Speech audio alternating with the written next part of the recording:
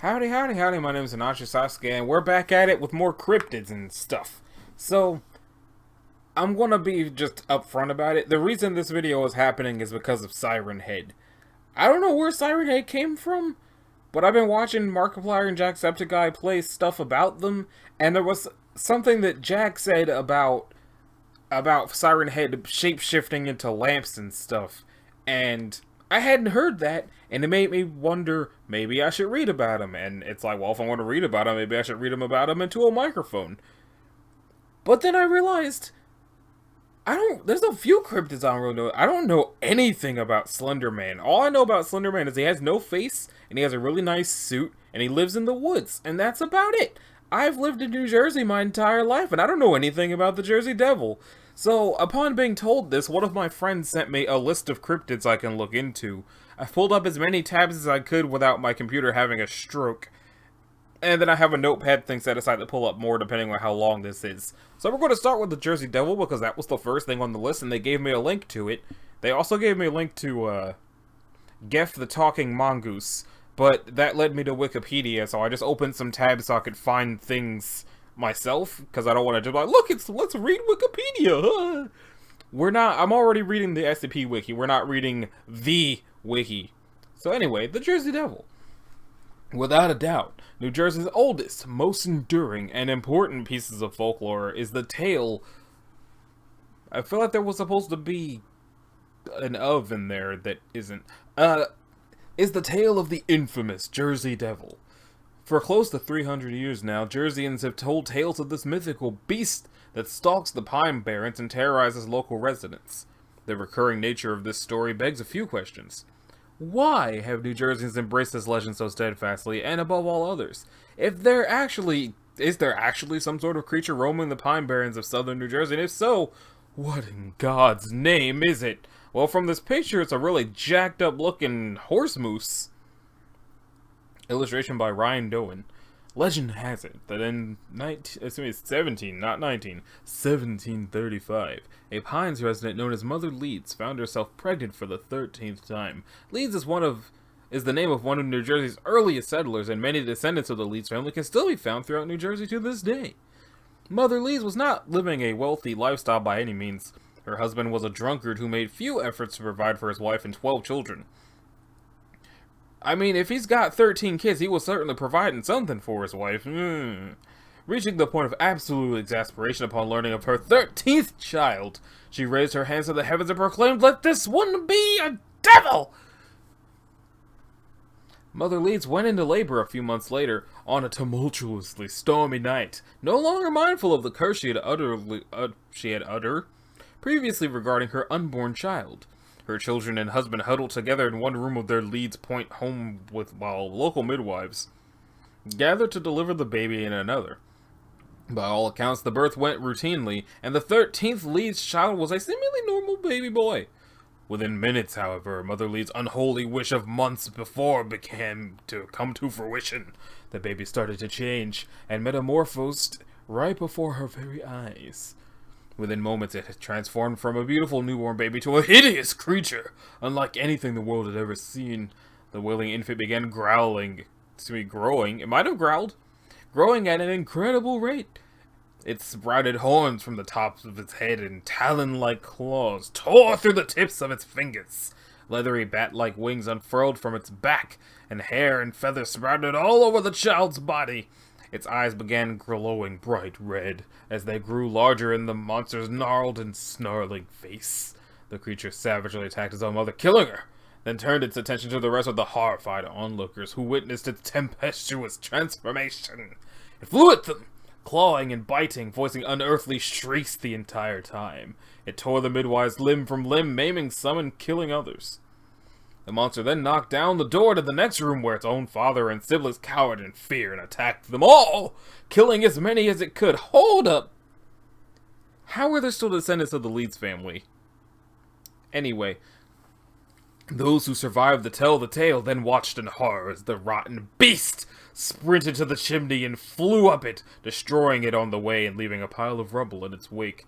The creature then made good its escape into the darkness and desolation of the Pine Barrens, where it has lived ever since.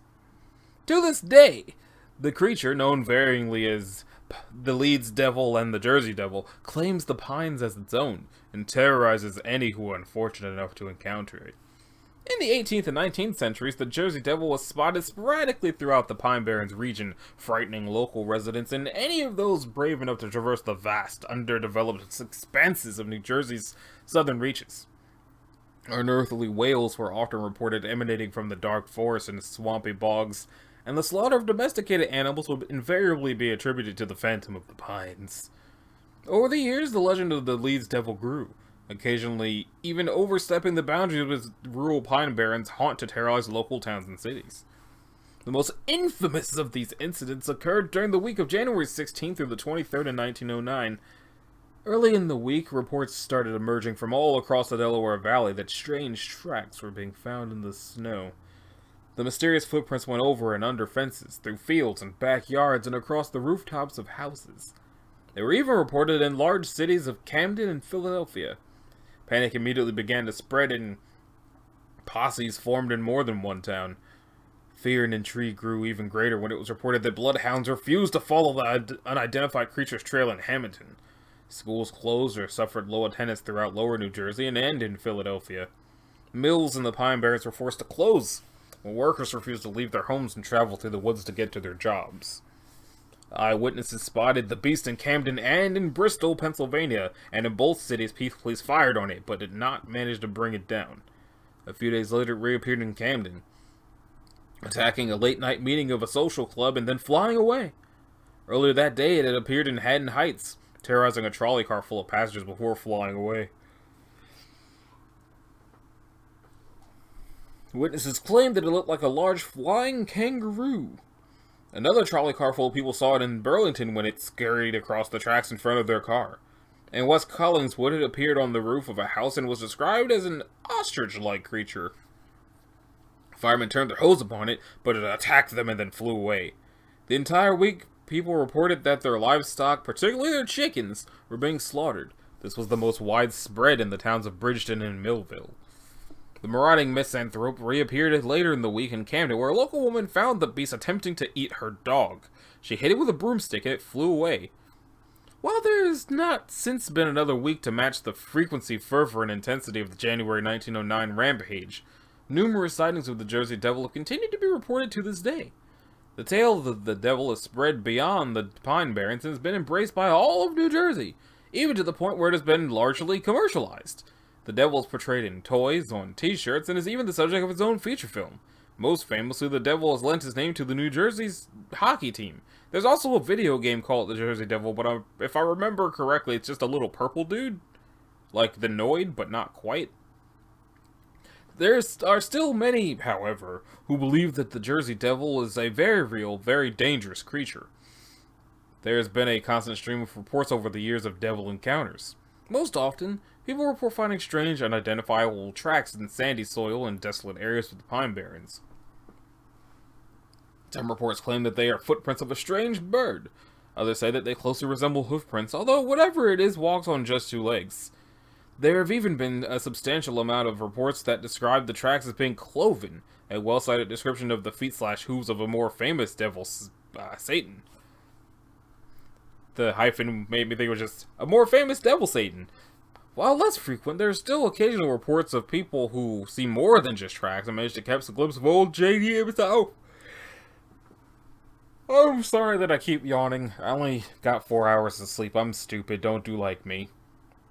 He's most commonly described as having the body of a kangaroo, the head of a dog, the face of a horse, the large leathery wings, antlers similar to those of a deer, a forked reptilian tail, and intimidating claws. While some Jerseyans embrace their devil as nothing more than a quaint figment of our collective imagination, a source of unification and pride, and a unique and important piece of New Jersey folk culture, others see it as a very real creature and a threat to their safety. Still, others who have sworn that they did not believe in the existence of the Jersey Devil have had their minds changed after spending just one moonlit night in the Pine Barrens. There, where a ghostly mist drifts across the cedar swamps and the unearthly cry of some unseen creature can be heard piercing in the stillness of the dark forest, few disbelievers can be found. Whether it's deep in the Pine Barrens or deep in our collective unconscious, one thing is certain. The devil still lurks in New Jersey. And most likely always will. Oh, are these stories of people it happened to? Looks like it. Driving by the devil in the pale moonlight. This has haunted me since it happened in 1972. I was a senior at what was then Glassboro State College.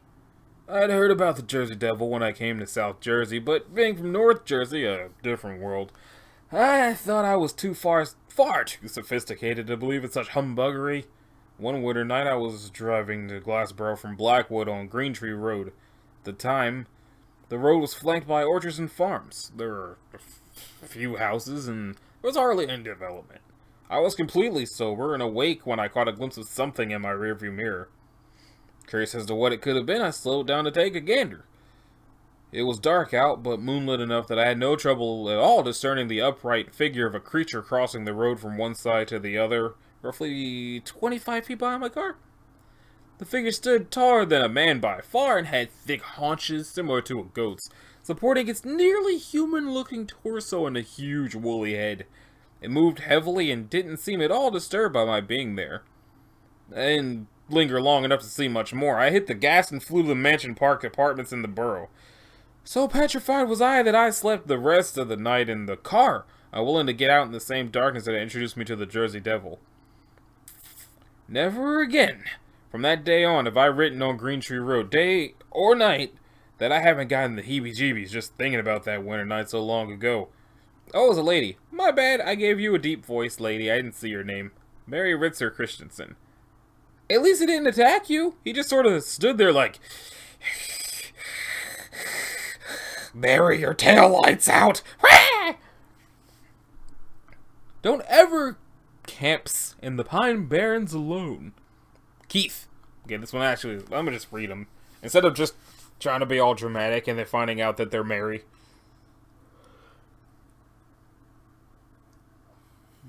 I spent a lot of time in the Pine Barrens when I was growing up in New Jersey, and I had my share of strange experiences. Okay. When I was about 13, I went camping alone near Hampton Furnace. I had a bow with me and went looking for a rabbit dinner about an hour before sundown. Something started following me back in the trees. It tailed me back to my camp and circled while I cooked my dinner. This kept up for about 2 hours after dark, and let me tell you, it was one dark night. I finally decided my visitor had moved on and crawled into my tent. When I just started to calm down, I heard a foot stomp down right behind the tent. I got all set to jump out when this thing, whatever it was, started screaming. I would compare the volume of the scream to a large truck's horn. I couldn't decide what to do. I had my bow and knife, but they didn't seem like much. After several blasts, it just stopped. I didn't hear a sound except for my heart for about an hour. I was sure if I stuck my head out of that tent, I'd lose it. In the morning, I could find no tracks in the pine needles. To this day, I still don't like sleeping in tents. I'd rather take my chances in the open. How was that better? Keith, what is wrong with you? Ooh, man, I got so scared of the giant truck-sounding monster thing when I was in a tent. Clearly, the culprit here is sleeping in tents, and from now on, I'm just going to sleep out in the open, looking at the sky, so the thing that stomps around outside of tents can just stomp around on me while I'm not in one. Keith, you're stupid. Field trips to the Jersey Devil's turf. It's a long one. Okay. As a native of Cape May County, I've had the typical rite of passage trip to the Pine Barrens, the legendary home of the Jersey Devil. This Jersey girl, a lot of the bad ones seem to happen to women. I wonder what's up with that. Went to Cape May County Technical High School, that's a long name for a school, which sponsored trips to the Pine Barrens for good grades in certain classes. That sounds like that school was trying to get rid of y'all. I was one of the fortunate students to go 3 times during my 4-year career at CMCT. Okay. Each time I went on the trip, my canoe was followed by a heavy-footed thing. With each step Wait. So, if it's each time, then that means you went on a canoe trip, this thing followed you, and then you did it 2 more times? Oh my god, people in New Jersey are stupid. I count. I'm in New Jersey. I'm stupid too. But jeez, man. What? Oh my god. Okay. Every 10 minutes or so, I could hear deep, beastly growls that, to this very day, give me the creeps, and yet you went back 2 more times! Being in a canoe and on a class trip didn't afford me much opportunity to flee in terror, so I stuck it out for 3 years. Every year was put.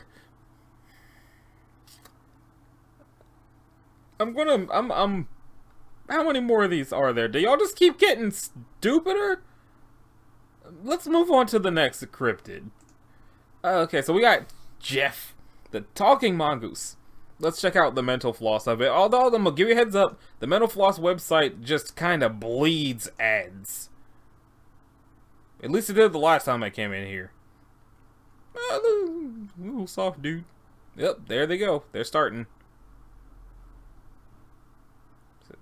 Ad for whatever's going on with that. What? I don't care. Get out of here, avocado. I would do the read-only thing to dodge the ads, but the last time I did the read-only, it brought me to an entirely different website. So, one morning in the early 1930s, James Irving of the village Dalby, on the Isle of Man, was getting ready to open his daily newspaper when a high-pitched, disembodied voice called out impatiently, "Read it out, you fat-headed gnome!" The voice didn't belong to Irving's wife, Margaret, or his teenage daughter, Voiry. What country is Dalby in? Also, how does his wife and daughter talk to him that the first thing he thought when something called him a fat-headed gnome was it my child or my spouse? The only humans likely to be in the remote farmhouse. But though Irving may have been offended, he wasn't surprised. He knew the voice belonged to a strange creature called Jeff, who, for some time, had been living largely unseen in his family's home. The mysterious creature first showed up in the Irving residence sometime in 1931, and according to the accounts of James, Margaret, and Voiry, initially lived in the walls and, not yet able to speak, imitated a range of animal noises. Quickly, the unseen entity started to pick up human language from the Irvings, and before long, introduced itself to the family. His name, he said, was Jeff, pronounced Jeff, and he was a mongoose from India. Over the course of the 1930s, Jeff the Talking Mongoose became something of a media phenomenon. He appeared in numerous tabloid newspaper stories and was investigated by paranormal researchers. Though many visitors wrote off Jeff, occasionally spelled Jeff or Jeff, as some kind of hoax or mass hallucination, the Irving family insisted he was real. They told stories of Jeff sleeping in Voiry's room, eating bacon and sausages, and even riding the bus and bringing back gossip about the neighbors. The family members all claimed to have seen Jeff at some point with their own eyes, and in a 1932 interview with the Manchester Daily Dispatch, James described the creature as a little animal resembling a stoat, a ferret, or a weasel, yellow in color with a body about 9 inches long, its bushy tail speckled with black. What is there, a PDF of it?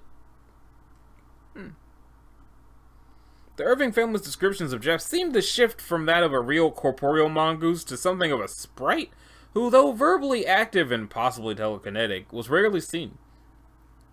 Jeff's own accounts of himself also varied. At one point, he described himself as merely an extra clever mongoose. But another, he proclaimed, "I'll split the atom! I am the 5th dimension! I am the 8th wonder of the world!" They accused Jeff of throwing stones, killing rabbits, and singing bawdy renditions of Home, Home on the Range. The Talking Mongoose's little speeches, meanwhile, veered from rude, "I have been to nicer homes than this. Carpets, pianos, satin covers on polished tables. I'm going back there! Ha ha ha!" to terrifying, "I could kill you all, but I won't." The only one newspaper claimed to have actually seen Jeff in an article called "Man Weasel Mystery Crypts Island. Queerest Beast Talks to Daily Dispatcher Report." Some members of the media took the case seriously enough to launch a full investigation. Rex Lambert, founding editor of the BBC... Oh, jeez, sorry. I don't yawn this much when I'm not talking, it's weird. Editor of the BBC's Listener magazine, took on the mongoose mystery with celebrity paranormal investigator Harry Price, and the two published their findings in a book called The Haunting of Cashin's Gap, a Modern Miracle Investigated, 1936.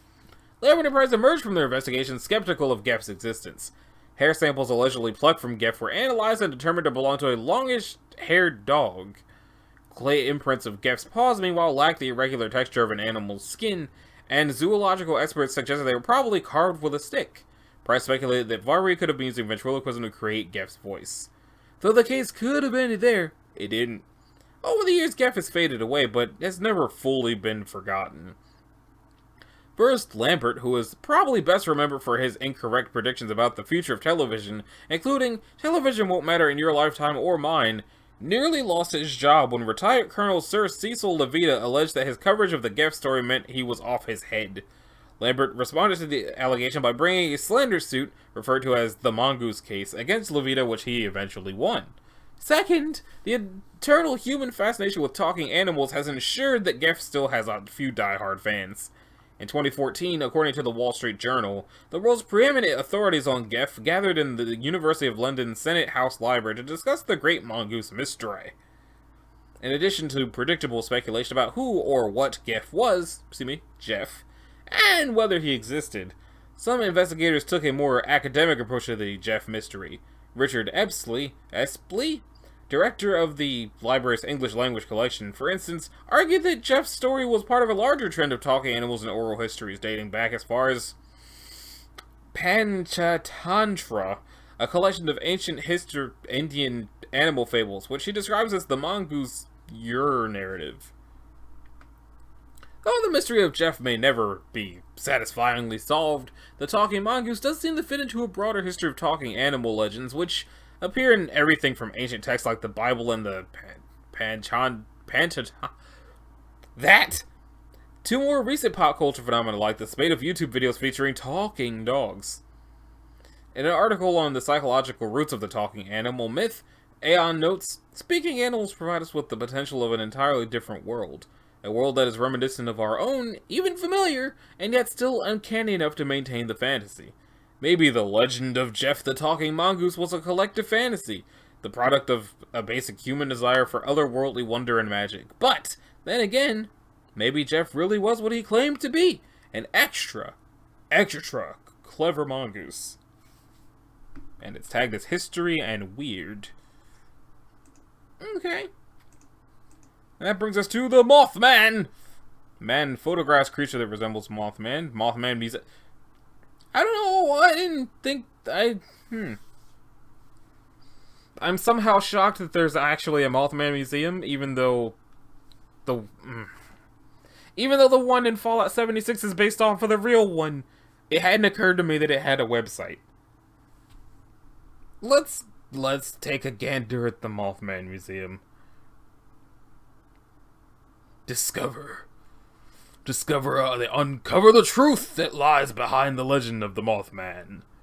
See the largest collection of props and memorabilia from the movie The Mothman Prophecies, and the town where the Mothman sightings and encounters actually occurred. Read rare historical documents from the Mothman eyewitnesses themselves, documenting what they experienced that fateful night on November 15th. See rare historical press clippings and photographs of the Silver Bridge disaster. Learn more about the historical figureheads of the Mothman legacy like John Keel, Mary Hyre, and the Scarborough and Mallet witnesses. There's plenty here to be discovered. Research and uncover the truth for yourself. Mothman? Mothman?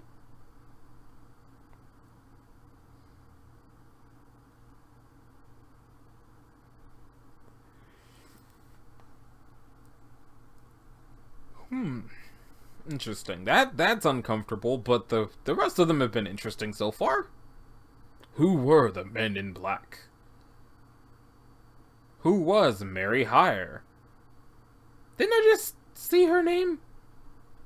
Was it on... It had to have been on this page.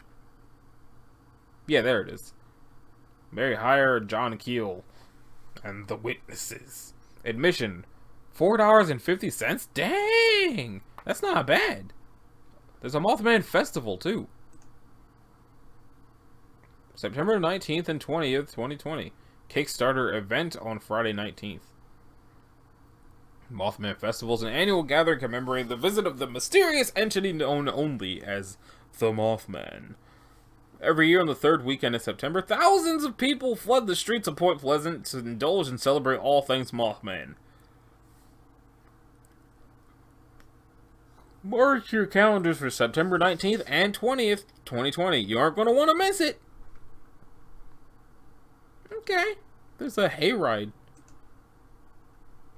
But is there anything about Mothman? Okay, the story of the Mothman. Separating the fact from fiction behind the Mothman of Point Pleasant, perhaps the creepiest folk legend in American history. Are you sure about that? Are you sure about that? On November 12th, 1966, in Clendenin, West Virginia, a gravedigger working at a cemetery spotted something strange. He glanced up from his work when something huge soared over his head, a massive figure that was moving rapidly across the cemetery from tree to tree. Who later described the figure as a brown human being. This was the first reported sighting of what would come to be known as the Mothman. An elusive creature that, although now widely celebrated by the town it once terrorized, remains as mysterious as it was on the night that a few frightened witnesses first laid eyes on it. It's not this. This is chiropractic. The legend is born.